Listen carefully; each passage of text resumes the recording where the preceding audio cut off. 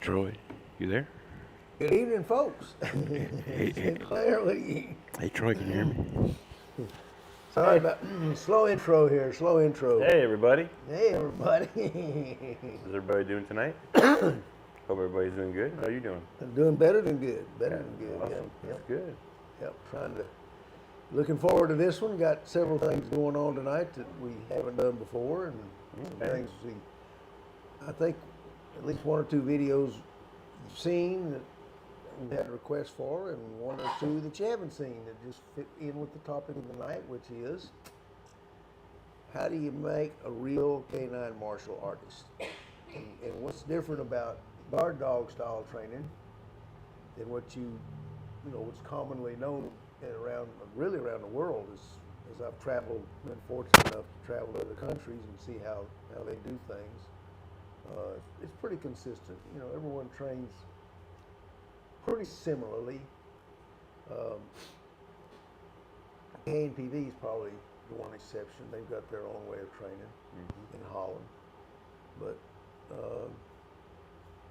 think, when I think about it, I think the guard dog industry is the KNPV of America. So we're going to go over a couple of things that we do differently. And of course, this is all in prep for our upcoming pro sports show on the 20th of April. I've got some questions about it. We'll answer them as we get into things a little bit further. But right now, I think we're gonna. Where are we at on the camera there, Troy? Okay. Oh, okay. We're looking at this one. We got both of us on there, or just one? Both. Okay, good. So, what do you think about? What do you think? You've seen what you were talking earlier. Might as well throw this in here. Where people, you see the videos of the agitator, or the decoys or the helpers, whatever you want to call them. The guys doing suit work, and they always catch the dog, and they swing around in a big circle, and they go, "Woo! Look how cool I am!" What do you think about that, Mr. Sinclair? It's nice for whoop-de-doos and whatnot, but it's not necessary for guard dogs because guard dog is never going to be. Now to catch a dog is actually, to me, it's for you're not jamming the dog's neck. Right. And actually, it's a natural flow in the To dog. absorb. Yeah, he's absorbing. You can absorb him. If he's 130 pounds, you can be a big boy to flip him. Yeah. You get dangerous then. Yeah. But when men take you around and you land him, usually, like we're talking, you get about a quarter of the way, you get a dog back on the ground. Right. Another flip, mouths, like Kevin here, they fly. It doesn't matter. You catch them. It's fun to do that. Yeah. And you get them down, but, I don't. You got to catch them the right way, for one, and two, you got to be careful too, because you could actually dog can get off the bite, slip off the sleeve or the suit, and because they're coming at you pretty quick. So, hi.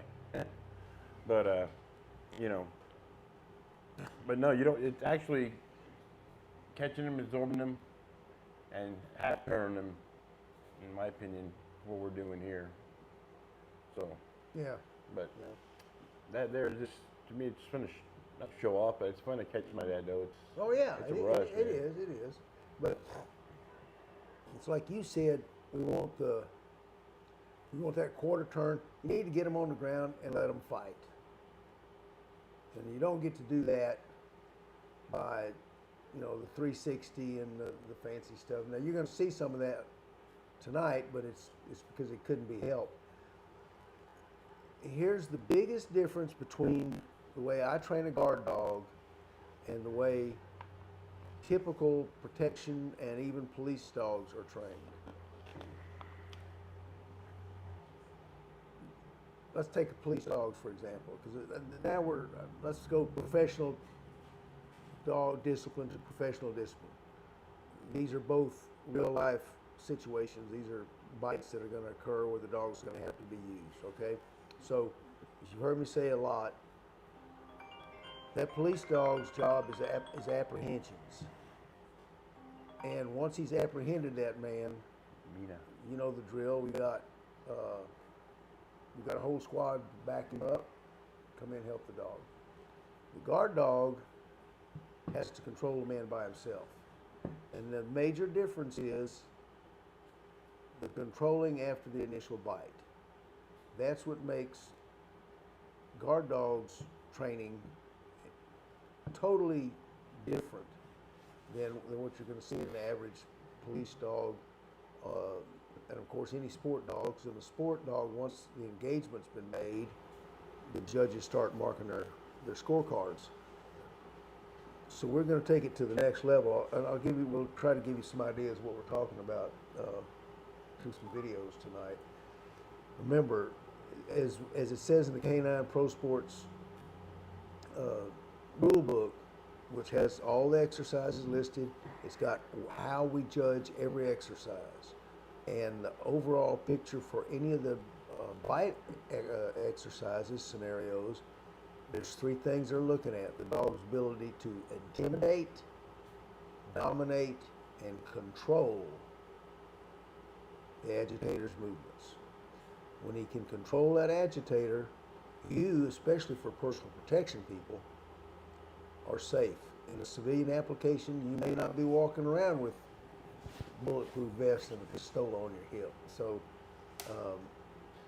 intimidate, dominate, and control. That's what a guard dog has to do, and that's what we look for in pro sports. Because with my background, of course, I thought I carried that into the pro sports thing. So, we got one video for one example, and I think our camera person is. Oops, I think our camera person is she ready? Our camera lady. Do you we'll go through videos here. All of these are stands and catches, and there's a few in there that are, like you said, on the Kung Fu martial arts. Mm-hmm. Some of this, and terminology of rebiting for us is different than what terminology is for sport. Right. The rebite, to me, is called typewriting. But for us, a rebite is actually a block. You're defensively blocking. The dog using its abilities to learn that. So. Mm-hmm. And we also want a dog that's the dog's going to have to think. He's in a fight. Kind of think of it this way: when you've trained your dog to bite him in the arm, bite him in the arm, bite him in the arm, when you taught him a target area, then you've got to figure that's kind of like sending a boxer into the ring after the only punch he's learned is a right hook. When someone's fighting back, how productive is that going to be? So we've got, pardon us, we got some background fun going on over here. So we've got to have whoops. We've got, the whole place is falling apart, folks. There's no way I can describe what just happened, so I won't. What camera? There we go. Okay, we got. Huh?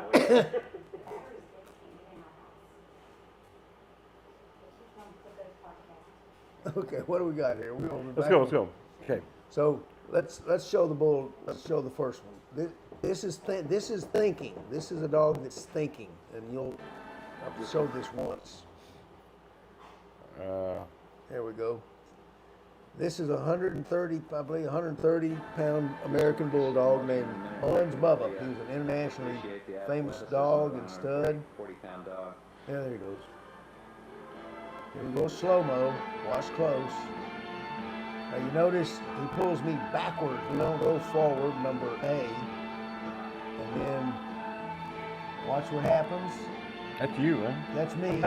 Yep. And you notice he stretched my arm out, and at that point in time, I had lost control. He had control, and he's thinking. Now watch him. He'll look. Watch close. There you go. Back it up. Can you back it up and say play it again?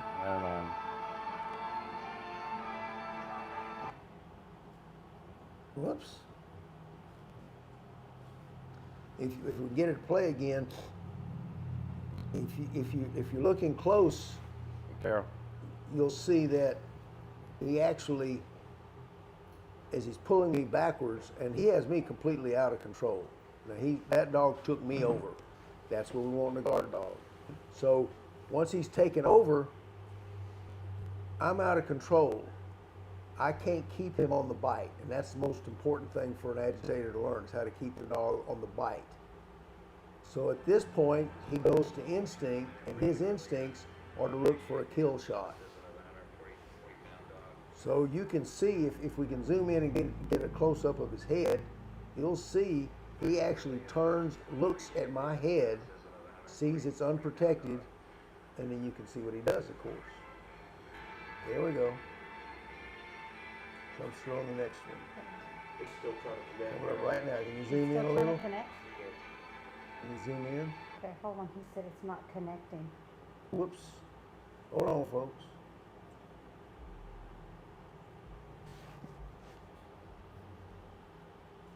Tell me if it's connected. Are we connected, Troy? It's trying to. Trying to connect. Bear with us, folks. This is worth looking at. Hi, everybody. All right, here we go. Connected. Okay. All right. All right. Now, right here. Watch closely when you see us Hold come on. Let me, You will see I'm he's gonna got back it my up a little bit. he's got my arm jacked backwards. You ready, Carolyn? Mm-hmm. And watch closely at his head. Oh, like this.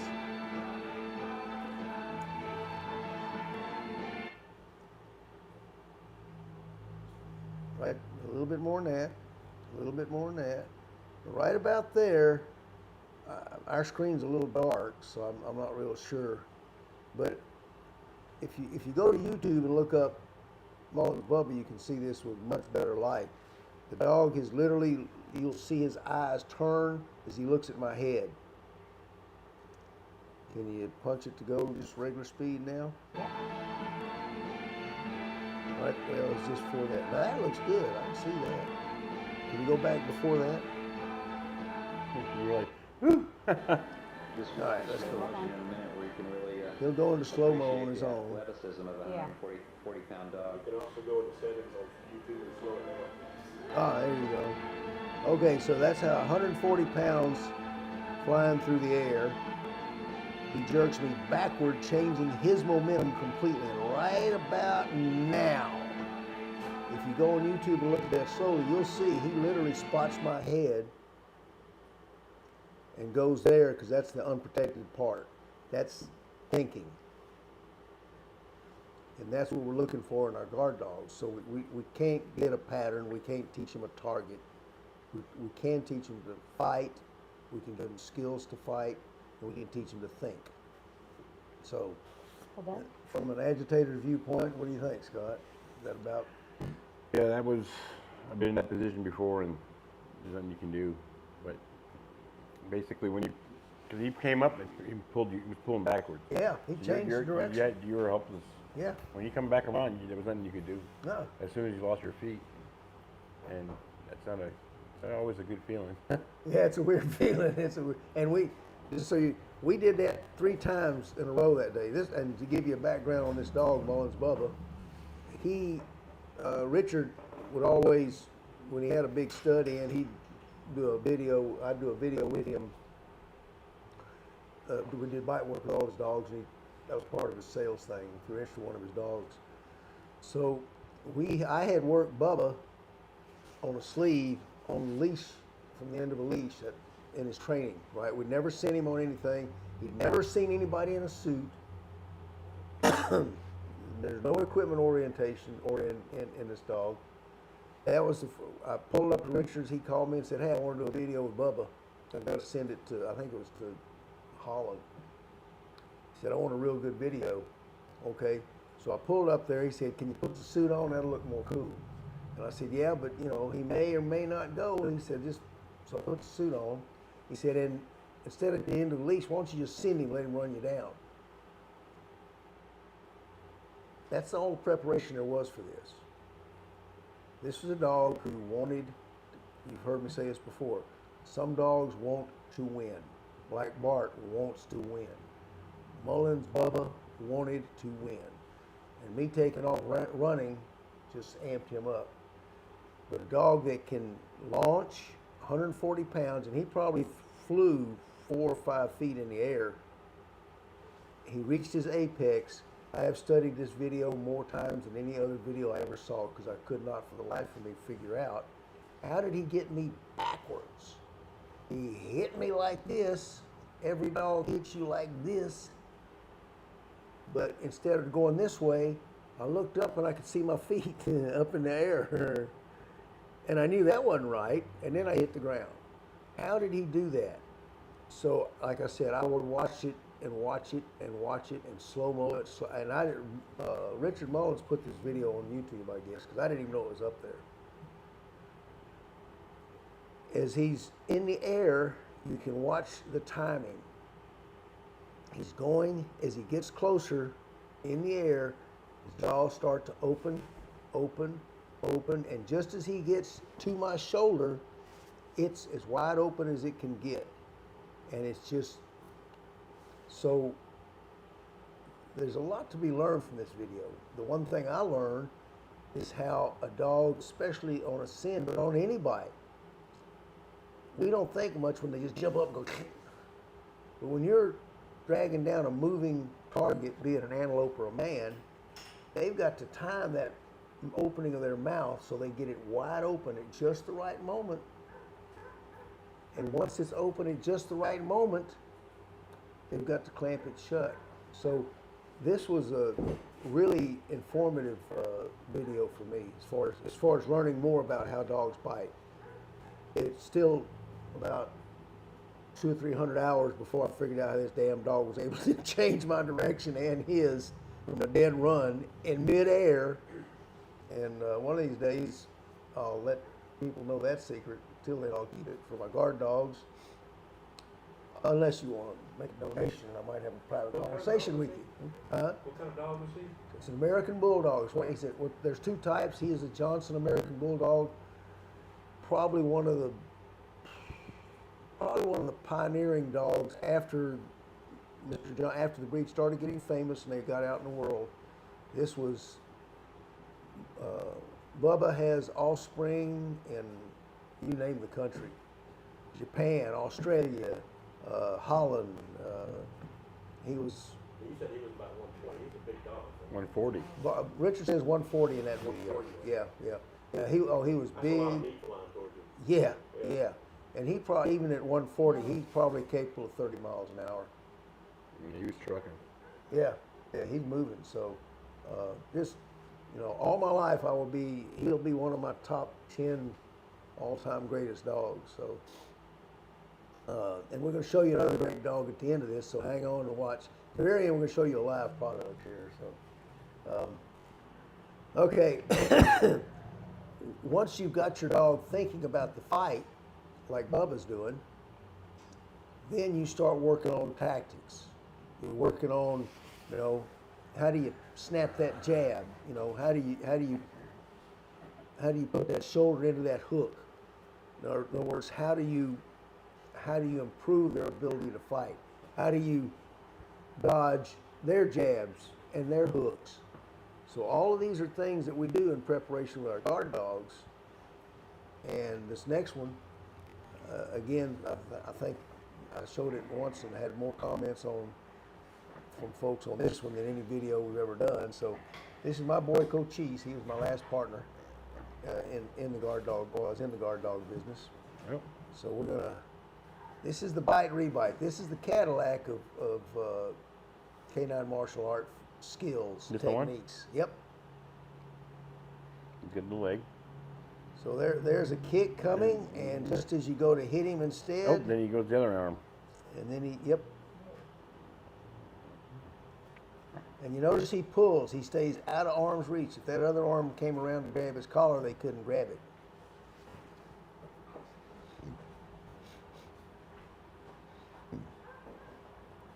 And none of those bites are little pinchy grabby. They're bites. Oh, watch, here he goes. The arm's coming over, and he's going into it. Is that something a dog sometimes naturally knows to do, or do you have to teach him to do that? This rebiting, Yeah, like a rebiting like that. you got to teach them Okay. because a dog like. So here, I'm sorry. That's all right. So he's on his sleeve, and he's coming over with the right arm. And the dog is looking at him all the time. He's looking up. There he goes. He's blocking. Boom. Catching that one too. That's a rebite. I'm glad you said that too, because that brings up another very important part. Scott just noticed where his eyes are. People talk about equipment-oriented dogs, and I talk about dogs that want to win. Right there. See? When you got your dog biting but never taking his eyes off his opponent, that's what an MMA fighter does. That's what a boxer does. And so if you run back videos and watch your dog's eyes, you will know just by seeing that if he's fighting the man or he's chasing a sack and he's equipment oriented. Down you go. So here, he goes for the leg bite. And he takes the man, moves his grip, goes up with the hand, and he goes right for the head. And look how full that bite is. We're not talking about a little pinchy bite. Look at him. He's looking right at him. Mm-hmm. And he's actually going for the head. It looks like the guy's blocking. And that's exactly what happens in real life. You don't want that arm in the way, he's going right for the head. Exactly. And as humans, we always throw our arms up to protect our face. That's why we teach guard dogs to go high center mass. Make this person protect his face and neck. Yep. So that's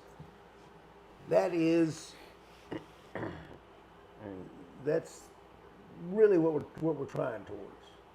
There's other things that come into play that you also need to cover, of course. That's the thinking dog, the thinking that a guard dog needs to have.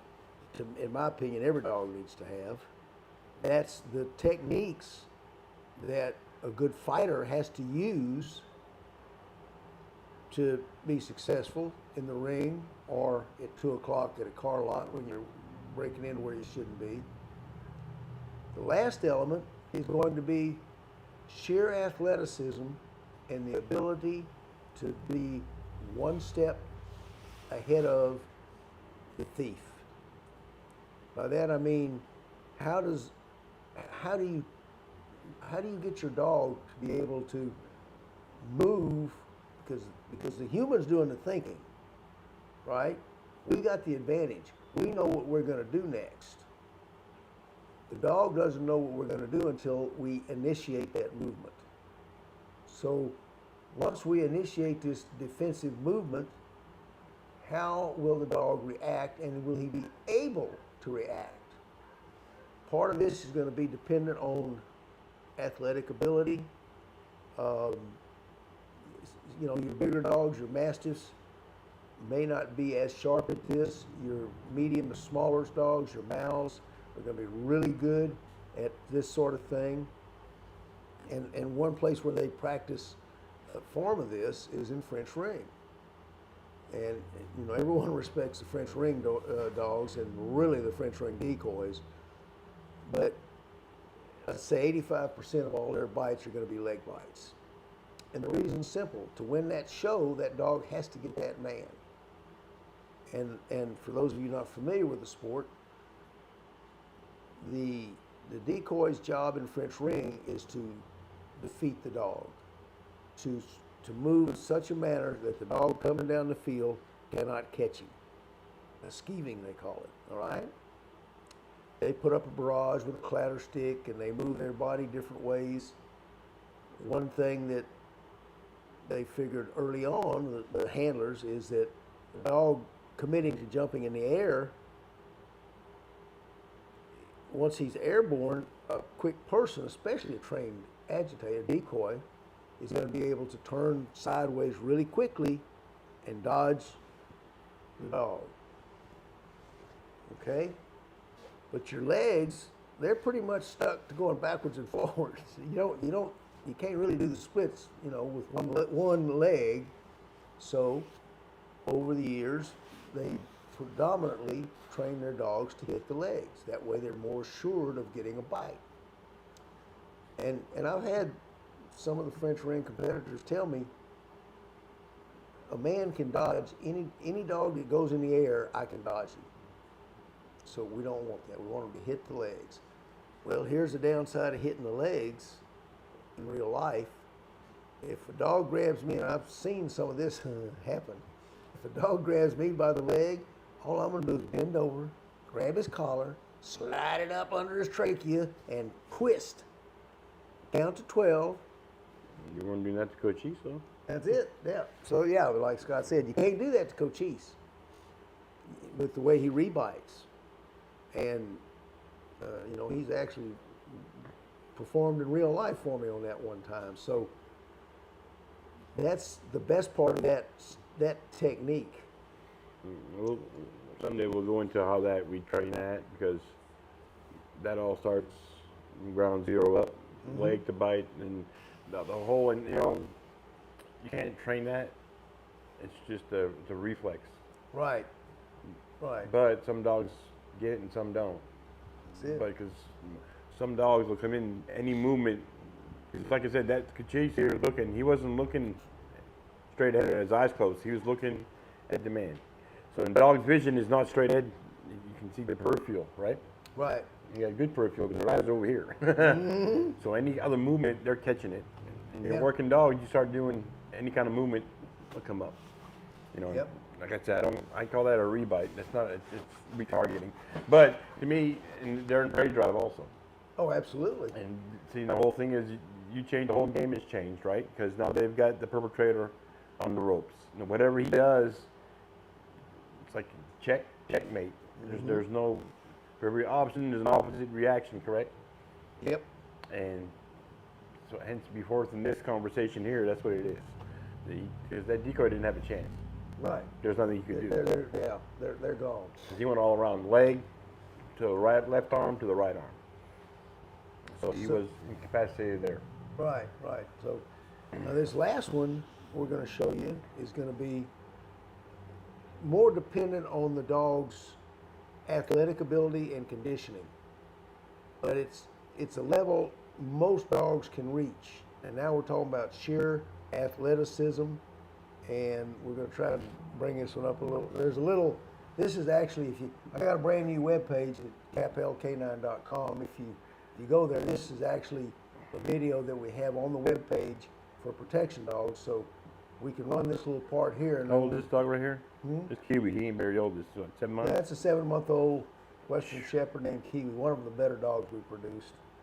And then we do a little bit of how we're kid friendly. And You want to do all this? You want to go back? no, let's just go ahead and do this. We'll show it, and you can see our main junior trainer. That's Miss Mina herself, her own self, I should say, working with a Roddy that outweighs her by a lot. And now, freeze it. Okay, this is Ah, dang it. This is Taza. You can, whoops, we'll try to back it up and we'll zoom in on it a little bit so you can see better. This is the classic French ring, dodging by spinning around. And see him moving. Now there's a shot to the other side. And both times, here we go, let's see what we get here. Can you zoom in a little, Scott?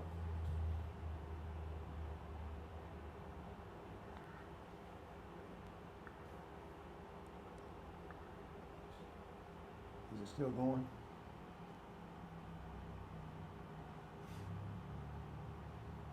So you can, I hope you can see, he goes to sidestep this dog when she's in midair, and she changes her direction and still takes a piece of it. So then he tries to the other side, instead of just spinning his body around, he tries to spin it and actually take off running. She's come there. She was gone, but she turned her head to the right. She turns her head to the right and she Right nails here. Trying again. She He sent. took 2 steps and she still got it. No, she He's centered. right now? She She, took 2 steps to the left and she was already still turned centered. and got him. She was She's centered. still- You yeah. see what she did? Yeah. Okay, the first time she didn't. She came right in. Look, she's coming straight in, right? He didn't. Not this one here. Sorry. This one here. She's coming straight, right? Right there. But see, her line is straight here. Right? He's already turning. No, she's not turning on this one. Her head's turning, right? Yeah. And Okay, yeah. okay, now here, Watch where she's going. Look where she targets. Look where she's at. She's centering herself. High center mass, Yep. folks. He's High moving, center but mass. after the first one, she went ahead.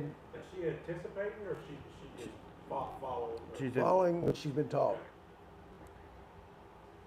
So, by training them to hit high center mass, the problem with sending dogs to conventional training is they're looking for, they go on for their target area, the left side of the body, in today's world. And because they're going over here, all it takes for a thief to dodge that is to simply go a quarter turn, and they're safe. But if that dog had been going to high center mass for his target, and you did a quarter turn, guess what? It doesn't matter. You're still hit. So, You're bit. and believe it or not, you can fool a dog. You can fool him once, but you can't fool him twice. Right, right. And you can, but you got to be pretty damn good, and Yep. you got to time it just right. But been through the first time, second time, dog comes up and dodge a dog. Second time around, like that, the dog will actually range. He's following the center of your body Yep. before he leaves his feet or her feet for the launch. He's lining everything up. He's still moving. The dog. That'd be not a dog didn't mean to you, and the dog come out and Yeah. come out and touch you. So. Yeah. There's a reason that police officers on the range are taught and good shooters. Edwina, I forget, one of our firearms instructors that's also got one of our dogs. Don't kick her door in, boys, anytime, day or night. There's a reason they're taught to don't shoot for the heart. You ain't gonna shoot the gun out of their hand. For those of you who think a protection dog should try to take the gun hand, it don't work in real life, fellas. So high center mass means you're gonna hit something major. And for dogs, it means that little simple twist is not gonna work. They're still gonna get something. And if you even go so far, if you've trained your dog, and if they're as athletic as this dog is, you can turn completely to the side and be running backwards 2 steps, and a good athlete will literally change direction in midair and come back and nail you. You can see them coming and slip and try to run this way. They're still going to hit high center mass. So they're zoning. They zone in. Yeah, They zone. I just amazing. yeah. So, But once they get it down, once and, again, yeah. and a lot of that to me, I think it's just like you said. The dogs already know what to do. We're just getting it out of them. Yeah. In the We wild. just tell them when to do it. Yeah. So Hopefully when they and do. where. Yeah. Yeah. Hopefully. Yeah. But yeah. So, So so that's some of the basics of how we train dogs in my guard dog company, and a few of the others back. This was early '90s. And various companies would communicate with each other, and we'd swap ideas for training, or we'd call one another for advice on something that that happened. So if you like, I hope this was informative. There's so many things that dogs can do that we're not aware of, and I think a lot of people kind of get, it's what I call the seashell complex. They get like that little hermit crab. They get their little seashell for their house, and that's their club. And this is how we train. And there is nothing else going on. And if there is, I'm gonna crawl back in my seashell. And a lot of stuff out there. A lot of good stuff going on. yeah. So and that's the only purpose of this, is just to show, hopefully, something that people hadn't seen before. But there's other things we can do as well. Somebody want to get. We're just going to show one of our mouths. This is one of our mouths that we currently have for sale. This is, you got a camera you can put on him, Troy? Okay. Ranger, Kevin. Why don't you call him, Carol Ann? Are you gonna video him, or are we gonna? I can video them if you wanna do some stuff, Carolyn. Yeah, let Troy do the shooting, and you just talk to him, get him to do some. This is Ranger Kevin. Troy don't like that. Get over here and light, Carol Ann. Just talk to him. You don't have to get a bunch of treats out or anything. We just want to get everybody a little look at him. He's a year-old male. Stay in the light. Come back right out over here. There you go.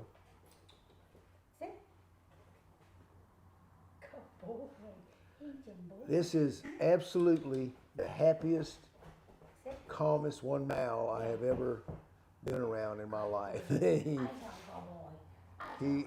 not real yappy. He's big. He's a year old. He hasn't started filling out yet. You can see he's a little taller than most.